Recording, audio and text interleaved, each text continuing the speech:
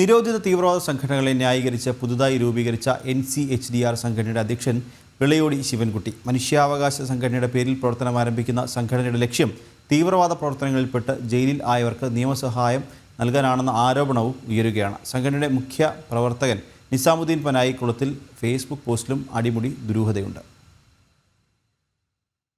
മനുഷ്യാവകാശ സംഘടന എന്ന പേരിൽ രൂപീകരിച്ച national confederation for human dignity and rights എന്ന സംഘടനയിൽ നിരോധിത തീവ്രവാദ സംഘടനയിൽ ഉൾപ്പെട്ട പലരുമുണ്ട് എന്ന ആരോപണം ശക്തമാവുകയാണ്.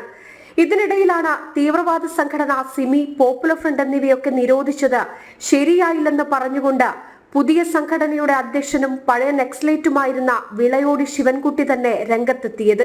നിരോധിത സംഘടന എന്ന് പറയുന്ന സിമി നിരോധിച്ചിട്ടുണ്ട്, പോപ്പുലർ ഫ്രണ്ട് നിരോധിച്ചിട്ടുണ്ട്, മാവോയിസ്റ്റ് പ്രസ്ഥാനത്തെ നിരോധിച്ചിട്ടുണ്ട്, മനുഷ്യാവകാശ സംഘടനകളെ പോലും നിരോധിച്ചിട്ടുണ്ട്. അങ്ങനൊരു കെട്ട കാലത്താണ് നമ്മൾ ജനാധിപത്യ മനുഷ്യാവകാശങ്ങളെക്കുറിച്ച് സംസാരിക്കുന്നത്, പറയുന്നത്, പ്രവർത്തിക്കുന്നത്. ഇതിൽ പങ്കെടുത്ത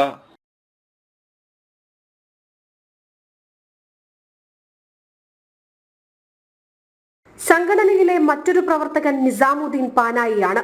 ഇയാളുടെ നവമാധ്യമങ്ങളിലെ പോസ്റ്റിലുമുണ്ട് അടിമുടി ദുരൂഹത.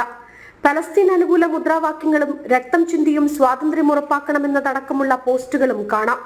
അതിലൊക്കെ ഉപരി പുതിയ സംഘടനയുടെ പ്രധാന പ്രവർത്തനം ഭീകരവാദ പ്രവർത്തനങ്ങളിൽപ്പെട്ട് ഇരുമ്പഴിക്കുള്ളിലായവർക്ക് നിയമസഹായം നൽകുകയാണെന്ന ആരോപണവും ഉയരുന്നുണ്ട്. അത്തരത്തിൽ നിയമസഹായം നൽകിയതിന്റെ വിവരങ്ങളും സംഘടനയുടെ ഫേസ്ബുക്ക് പോസ്റ്റിൽ കാണാം.